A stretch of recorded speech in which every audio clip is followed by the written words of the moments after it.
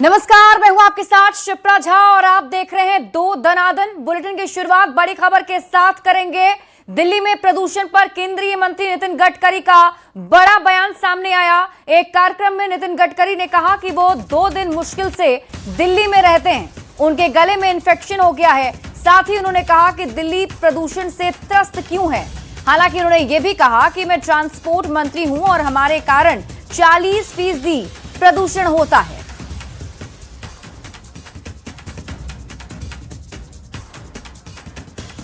आज सबसे बड़ा राष्ट्रवाद कोई होगा उदय जी, तो देश के इंपोर्ट को कम करना और एक्सपोर्ट को बढ़ाना। क्या परिस्थिति बनी है हमारी। मैं 2 दिन मुश्किल से रहता हूं, इन्फेक्शन हो गया। ये दिल्ली पूरा प्रदूषण से त्रस्त क्यों है। मैं ट्रांसपोर्ट मंत्री हूं, 40% हमारे कारण होता है। बागेश्वर धाम के पीठाधीश्वर धीरेन्द्र कृष्ण शास्त्री ने बांग्लादेश में हिंदुओं पर हो रहे कथित हमलों और मौजूदा हालातों को लेकर बड़ा और सख्त बयान दिया है। अपनी कथा के दौरान उन्होंने हिंदू समाज की सुरक्षा और एकता को लेकर गहरी चिंता जाहिर की। कथा मंच से भक्तों को संबोधित करते हुए धीरेन्द्र शास्त्री ने भावुक अपील भी की। उन्होंने कहा कि मैं हाथ जोड़कर प्रार्थना करता हूं कि आप अपने बच्चों को व्यापार और धन दौलत दें या ना दें, लेकिन उनमें सनातन संस्कार जरूर पैदा करें। बिना संस्कारों के आने वाली पीढ़ी अपनी संस्कृति की रक्षा नहीं कर पाएगी। उनका कहना था कि संस्कार ही समाज की असली ताकत होते हैं और यही सनातन धर्म की रक्षा का आधार है। बांग्लादेश में परसों हिंदू को जिंदा सड़क पे जलाया, चौराहे पर, बांग्लादेश में। क्यों जलाया? क्योंकि वो हिंदू था। यदि तुम आज नहीं जगे, तुम भी भारत में जलाए जाओगे। इसलिए हमारी प्रार्थना है, तुम अपने बच्चों को कार, व्यापार देकर मरो या ना मरो, संस्कार देकर मरना। संस्कार रहेंगे तो तुम्हारे बच्चे कार, व्यापार सब खरीद लेंगे। पर संस्कार नहीं रहेंगे ना, हिंदुत्व नहीं रहेगा ना, हिंदुस्तान की संस्कृति नष्ट हो जाएगी। हमारी एक ही चिंता है, हिंदू एक हो, हिंदू एकजुट हो, भारत हिंदू राष्ट्र। इसरो के पावरफुल रॉकेट LVM-3M6 के जरिए अमेरिका की next generation commercial satellite blue bird block 2 को लॉन्च किया गया। यह मिशन अमेरिकी कंपनी AST स्पेस मोबाइल के साथ एक व्यावसायिक समझौते के तहत किया गया। इस सैटेलाइट के अपनी कक्षा में सफलतापूर्वक पहुंचने के बाद मोबाइल कनेक्टिविटी की दुनिया में क्रांति आ सकती है। सीधे शब्दों में इसे ऐसे समझिए कि इस नई तकनीक के कामयाब होने के बाद मोबाइल टावर लगाने की जरूरत ही खत्म हो जाएगी, क्योंकि ये सैटेलाइट सीधे स्मार्टफोन्स तक high speed cellular broadband connectivity पहुंचाने में मदद करेगा। अयोध्या के राम मंदिर परिसर में आस्था और कला का अद्भुत संगम देखने को मिलेगा। तंजौर शैली में बनाई गई रामलला की भव्य प्रतिमा अयोध्या लाई गई है। भारतीय डाक सेवा के अधिकारी प्रतिमा को अयोध्या लाए हैं और प्रतिमा करीब 7 फीट चौड़ी, 10 फीट ऊंची है। प्रतिमा की वजन करीब 4 कुंटल बताया जा रहा है। प्रतिमा को विधिवत तरीके से राम मंदिर ट्रस्ट के सुपुर्द किया गया। ये प्रतिमा बेंगलुरु के रहने वाले फर्नांडिस की ओर से रामलला को भेंट की गई है। प्रतिमा पर स्वर्ण का लेपन किया गया है और इसमें बहुमूल्य नग भी जड़े हुए हैं। ये प्रतिमा 29 दिसंबर को राम मंदिर परिसर में स्थापित की जाएगी। जय श्री फर्नांडिस की मौजूदगी में प्रतिमा का अनावरण होगा।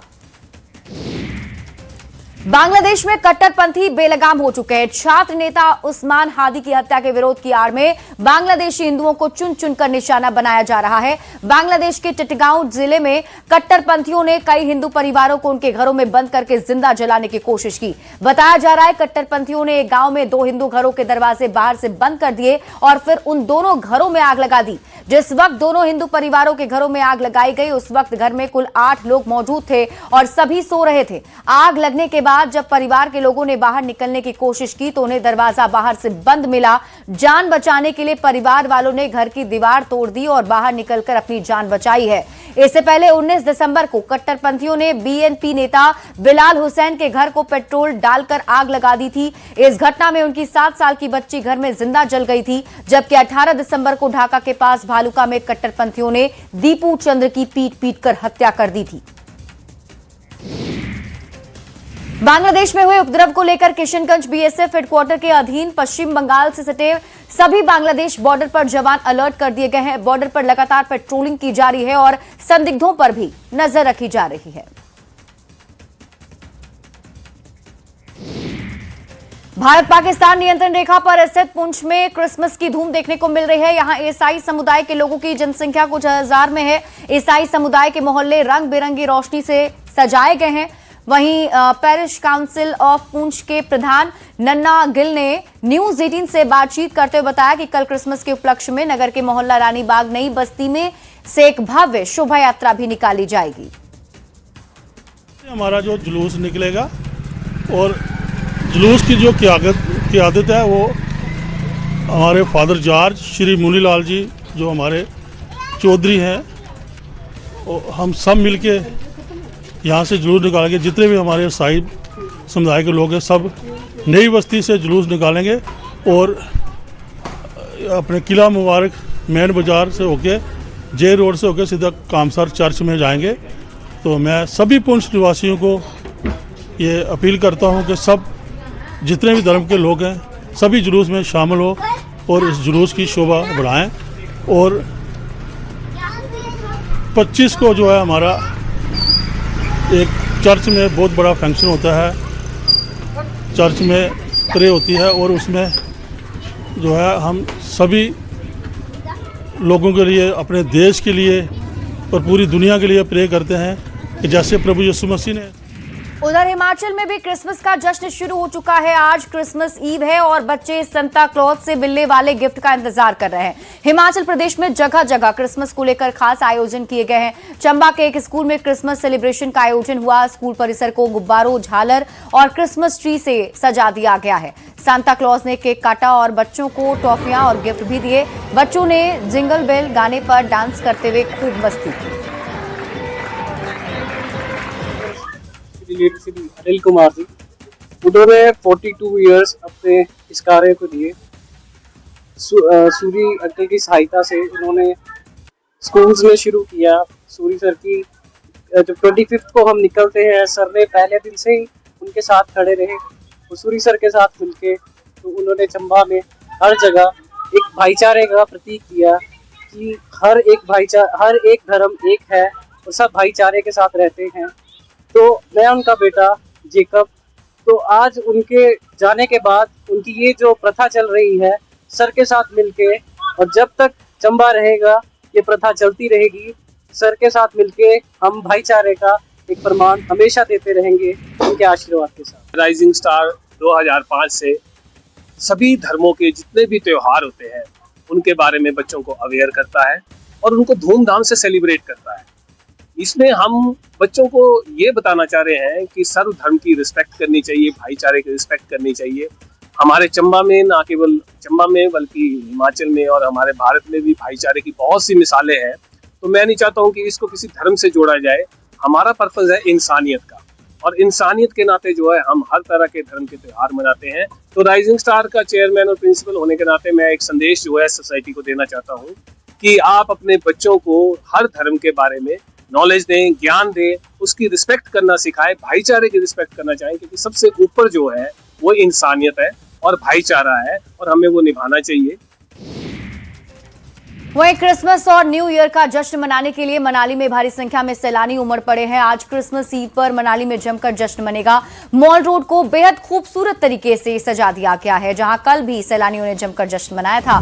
सैलानी डीजे की धुन पर नाचते गाते दिखाई दिए। लोग बर्फबारी के बीच व्हाइट क्रिसमस मनाने दूर दूर से मनाली आते हैं। हालांकि इस बार बर्फबारी तो नहीं हुई है, लेकिन जो इंतजाम किए गए हैं वो सैलानियों को खूब पसंद आ रहे हैं। आया हूँ इधर मनाली घूमने के लिए आया। अभी थोड़ा सा एंजॉय कर रहा हूँ, बट थोड़ा मैं एक्सपेक्टेशन ज़्यादा था मेरा, बट इधर तो थोड़ा कम है। स्नो ज़्यादा रहेगा बोल के देखा था, बट सिर्फ इधर क्रिसमस का डेकोरेशन थोड़ा किया है, वो अच्छा लग रहा है। डीजे वगैरह भी डाला, एक 15-20 मिनट का डाला था।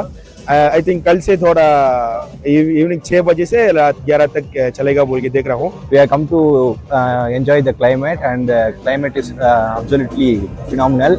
And tomorrow we are planning to go to Shimla Pass to enjoy the snow. And yeah, happy Christmas. Yeah, they are arranging a DJ party here. And just now we have finished off a party. And tomorrow there is also a party arranged over there. Come here and enjoy in the Mall Road.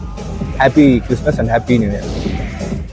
और इस बीच आपको बड़ी खबर औरंगाबाद से बताते हैं, जहां DDU गया रेलखंड पर स्थित फेसर रेलवे स्टेशन के पश्चिम केबिन के पास एक मालगाड़ी की 3 बोगियां पटरी से उतर गईं। घटना उस समय हुई जब ट्रेन लूप लाइन पर जाने के लिए ट्रैक बदल रही थी। गनीमत रही कि इस हादसे में मुख्य लाइन पर ट्रेनों के परिचालन पर कोई प्रभाव नहीं पड़ा। सूचना मिलते ही तकनीकी कर्मियों की टीम मौके पर पहुंची और कड़ी मशक्कत के बाद बोगियों को वापस पटरी पर लाया गया। खबर मुजफ्फरपुर से है, जहां वंदे भारत एक्सप्रेस पर पत्थरबाजी का मामला सामने आया है। कांटी मुजफ्फरपुर रेलखंड पर रील बनाने के दौरान कुछ नाबालिग ने पत्थरबाजी की, जिसमें 3 बोगियों के शीशे आंशिक रूप से क्षतिग्रस्त हुए हैं। घटना के बाद इसकी सूचना आरपीएफ को दी गई है, जिसके बाद आरपीएफ ने मौके पर खेल रहे 3 नाबालिग से पूछताछ कर आगे की कार्रवाई शुरू कर दी है। रेल एसपी ने बताया कि वंदे भारत एक्सप्रेस जो नरकटियागंज से मुजफ्फरपुर की तरफ आ रही थी, उस पर वहां खेल रहे कुछ लड़कों ने पत्थर चला दिया, जिसको लेकर आरपीएफ ने त्वरित कार्रवाई करते हुए तीनों को हिरासत में लेकर पूछताछ शुरू की है। ऐसी जो महत्वपूर्ण गाड़ियां हैं, इस तरह की कोई भी सूचना है, इसको स्पष्ट निर्देश है जीआरपी और आरपीएफ को कि उन क्षेत्रों में जहाँ भी ऐसी सूचना मिलती है वहाँ पर एरिया डोमिनेशन करते हुए और ऐसे तत्वों की पहचान की जाए। ये तीनों बच्चों ने स्वीकार किया है और उन्होंने ये काम किया। जेडीयू प्रवक्ता नीरज कुमार ने तेजस्वी यादव के विदेश दौरे पर सवाल उठाते हुए बिहार डीजीपी को पत्र लिखा है। पत्र में नीरज कुमार ने यूपी के अपराधी रमीज नेमत खान की जिक्र कर उसका आपराधिक इतिहास का पूरा ब्यौरा दिया। नीरज कुमार ने मीडिया रिपोर्ट्स का हवाला देते हुए दावा किया है कि तेजस्वी यादव कथित तौर पर हिस्ट्री शीटर रमीज नेमत खान के साथ विदेश यात्रा पर गए हैं। रमीज उत्तर प्रदेश के बलरामपुर का निवासी है। नीरज कुमार ने पत्र में केवल रमीज ही नहीं बल्कि तेजस्वी यादव के साथ देवा गुप्ता को लेकर भी आशंका जताई है। नीरज कुमार का दावा है कि देवा गुप्ता पूर्वी चंपारण पुलिस की 100 इनामी अपराधियों की सूची में शामिल है, जिस पर 1 लाख रुपए का इनाम घोषित है। उन पर हत्या, रंगदारी और जमीन कब्जा करने जैसे कुल 28 संगीन मामले दर्ज हैं। पुलिस महानिदेशक बिहार से हमने अनुरोध किया है कि माननीय तेजस्वी यादव जी मीडिया स्रोत से प्राप्त जानकारी के अनुसार देश से बाहर है और उनके साथ रमीज नेमत खान, जो मीडिया के स्रोत कह रहे हैं, जिसका खंडन अब तक नहीं हुआ है, जो उत्तर प्रदेश का हिस्ट्री सीटर है, वह तेजस्वी यादव के साथ है। साथ ही साथ इसी बीच मोतिहारी में राष्ट्रीय जनता दल का उम्मीदवार रहा देवा गुप्ता, जिस पर 28 हत्या, रंगदारी जैसे संगीन मामले हैं, वो फरार है। 1 लाख का इनाम मोतिहारी पुलिस ने घोषित किया है। भारतीय क्रिकेट के पूर्व खिलाड़ी वीरेंद्र सहवाग पटना में उप मुख्यमंत्री सम्राट चौधरी के आवास पर पहुंचे, जहां उन्होंने सम्राट चौधरी से मुलाकात की। वीरेंद्र सहवाग का पारंपरिक तरीके से स्वागत किया गया। सम्राट चौधरी ने मुलाकात को लेकर सोशल मीडिया पर पोस्ट भी किया है। पटना के पाटलिपुत्र स्पोर्ट्स कॉम्प्लेक्स में सांसद खेल महोत्सव का शुभारंभ हुआ। 2 दिनों तक चलने वाले इस खेल महोत्सव में कई तरह के खेल खेले जाएंगे। सांसद रविशंकर प्रसाद, खेल मंत्री श्रेयसी सिंह ने मिलकर सांसद खेल महोत्सव की शुरुआत की है और इस दौरान कई विधायक भी मौके पर मौजूद रहे। मंत्री श्रेयसी सिंह जी को कि वो भी इसमें आई। कल उप मुख्यमंत्री जी आएंगे, प्रदेश अध्यक्ष आएंगे, माननीय सरावगी जी, सम्राट चौधरी जी, और कल हम सभी पुरस्कार वितरण करेंगे। हम लोगों को फिट इंडिया मूवमेंट, खेलो इंडिया मूवमेंट के माध्यम से पूरे भारत भर, गांव-गांव, घर-घर लोगों को खेल के प्रति जागरूक करने का काम किया। सिर्फ खेल एक माध्यम बने हैं कि हम ओलंपिक तक चले जाए, सिर्फ यही नहीं बल्कि साथ साथ एक हेल्दी माइंड रिजाइड्स इन हेल्दी बॉडी का संदेश भी दिया और रिक्रिएशनली स्पोर्ट्स को बढ़ावा दिया। वहीं दूसरी तरफ अगर एडमिनिस्ट्रेटिवली बात करें तो प्रत्येक सांसद को प्रोत्साहित किया कि अपने अपने लोकसभा क्षेत्र में जाके इस तरह का सांसद खेल महोत्सव करने का काम करें। आज सभी सांसदों ने अपने अपने लोकसभा क्षेत्र में इसका आयोजन किया है। कैमूर पुलिस ने शातिर सूदखोर को गिरफ्तार किया है। उसके पास से 245 ब्लैंक चेक, 39 जमीन के डीड, 1,70,000 रुपए कैश और 1,754 किलोग्राम चांदी बरामद किया गया है। गिरफ्तार आरोपी कुदरा थाना क्षेत्र का लक्ष्मण साहब बताया जा रहा है, जिस पर लोगों से 5 गुना ब्याज वसूलने का आरोप लगा है। तो ये बड़ी खबर आपको बता रहे हैं और देखिए बड़ी कार्रवाई की गई है पुलिस की तरफ से। शातिर सूदखोर को गिरफ्तार किया गया है। तो उन्होंने पूछा कि जब आधा लगभग काफ़ी पैसा हम दे चुके हैं और बाकी हमारा लगभग 94-95 हज़ार रुपये बचा है, तो बोले वो तो मूल है, बाकी सूद का पैसा है। रुपया इतना देने में असमर्थ थे और एक्सटॉर्शन की स्थिति थी, उनके साथ डरा धमका रहे थे कि पूरा पैसा आपको देना पड़ेगा। उन्होंने इसकी शिकायत की। उस शिकायत पर पुलिस ने त्वरित कार्रवाई की।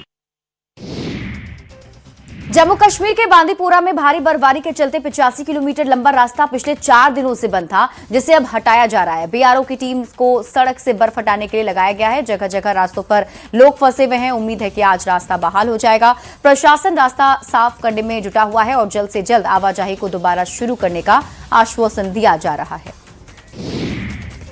ताजा बर्फबारी के बाद बंद हुई तीनों सीमा सड़कें, चौकीबल, तंगधार रोड, मिलियाल केरन रोड और हाजिबल रोड, जेड गली, माछिल रोड के साथ वाहनों की आवाजाही के लिए फिर से खोल दिए गए हैं। बर्फ हटाने का काम पूरा होने के बाद प्रशासन ने इन मार्गों पर यातायात बहाल किया है। सड़कें खुलने से सीमावर्ती इलाकों में लोगों को बड़ी राहत मिली है।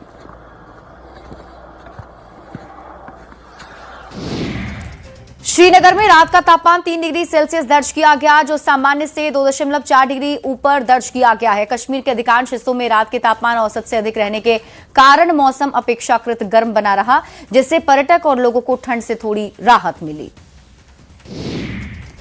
पटना के गांधी मैदान में भारत के पूर्व प्रधानमंत्री अटल बिहारी वाजपेयी को लेकर कार्यक्रम हुआ। अटल विचार परिषद की तरफ से इस कार्यक्रम का नाम हमारे अटल रखा गया था। इस कार्यक्रम में दोनों उप मुख्यमंत्री सम्राट चौधरी और विजय सिन्हा के साथ साथ कई लोग भी मौजूद थे।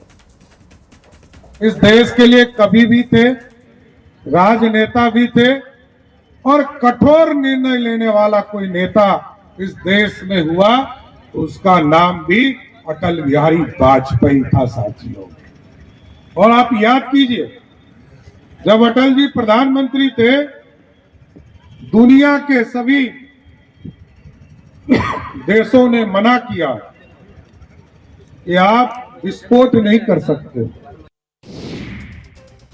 पूर्णिया पुलिस ने चोर गिरोह भंडाफोड़ करते हुए 4 टॉप ट्रेंड चोरों को गिरफ्तार किया है, जो जिले में आए दिन चोरी की घटना को अंजाम देते थे। पुलिस ने इनके पास से चांदी के गहने, लूटे गए रुपए और 8 मोबाइल बरामद किए हैं। एसपी स्वीटी सहरावत ने कहा कि गिरफ्तार किए गए आरोपियों ने मुफस्सिल थाना क्षेत्र में एक ज्वेलरी की दुकान और एक मोबाइल दुकान में चोरी की थी। गिरफ्तार आरोपियों के नाम अंजार, रुखसैद, तैयब और संजय पाल है। वहीं मधुबनी थाना की पुलिस ने सिपाही टोला से भी एक शातिर चोर को गिरफ्तार किया, जिसके पास से 3800 रुपए कैश बरामद किए गए हैं। बताया जा रहा है कि लकी पासवान नाम के इस नाबालिग चोर ने एक महिला के घर में घुसकर 1,90,000 रुपए की चोरी की थी। इसका सफल उद्भेदन करते हुए 4 लोगों को जो है इसमें गिरफ्तार किया गया है, जिसमें मोहम्मद अंजार, मोहम्मद रुखसैद, मोहम्मद तैयब और संजय कुमार। ये सभी कटिहार जिला के रहने वाले हैं और इनके पास से कुल 8 फोन बरामद हुआ, जिसमें से 4 फोन जो है वो चोरी के ही थे, उस दुकान से जो चुराए थे। साथ ही चांदी के कुछ जूलर जो है, मतलब जेवर जो है, इनके पास से बरामद हुए, जो 18 तारीख को इन्होंने मुफस्सिल थाना अंतर्गत घटना की थी। मुजफ्फरपुर के पानापुर स्थित एक निर्माणाधीन इथेनॉल प्लांट में एक मजदूर की संदिग्ध परिस्थिति में मौत से इलाके में हड़कंप मच गया। मजदूर का शव प्लांट परिसर में बने उसे कमरे से बरामद होने के बाद स्थानीय लोग और अन्य कर्मियों की भारी भीड़ मौके पर जुट गई। मृतक की पहचान गोविंदगंज थाना क्षेत्र के बावगोली गांव के राजकुमार के रूप में हुई है। घटना की सूचना मिलते ही प्लांट प्रबंधन और स्थानीय पुलिस को जानकारी दी गई। डायल 112 की टीम मौके पर पहुंची और स्थिति को संभाला है। पुलिस ने आक्रोशित मजदूरों और परिजनों को समझा बुझाकर शांत कराया। फिलहाल शव को कब्जे में लेकर पोस्टमार्टम के लिए भेज दिया गया है। तो पता ना कैसे मरा है, ये सब हम लोग कुछ नहीं जानते हैं। सुबह में हमारे घर तक फोन गया कि तुम्हारा भाई नहीं है। हम लोग आए हैं तो कंपनी से, मतलब हम लोग का यही मांग है कि उसके 4 बच्चे हैं छोटे छोटे, केवल लड़की है इतने छोटा छोटा 3 साल 4 साल का। सबसे बड़ी लड़की है वो है 4.5 साल की। तो उसको मुआवजा के रूप में लगभग 5 लाख रुपए चाहिए। हम लोग खाना खा के सो गए। हम लोग मतलब 9-10 बजे तक तो बाहर में फोन से बात किए, क्या किया मेरे को मालूम नहीं है। हम तो आए, खाना खाए, सो गए। तो हार्ड वर्किंग करके आए तो सो गए। हम बोले उनको भी सो जाइए, तो बोले ठीक है तो सो जाओ, सोते हैं। ऐसे सुबह में हम फ्रेश होने के लिए 7 बजे तो जगाए उनको, 6-7 ऐसे ही कुछ बजे जगाए उनको, तो वो बोले ठीक है, तो जग ही नहीं रहा। तो जाकर हम उधर में और आदमी हैं, उन लोगों से बोले जी उनको जग ही नहीं रहे हो, तो सब आदमी आए। उसके बाद से क्या लगता है कैसे मौत हुई?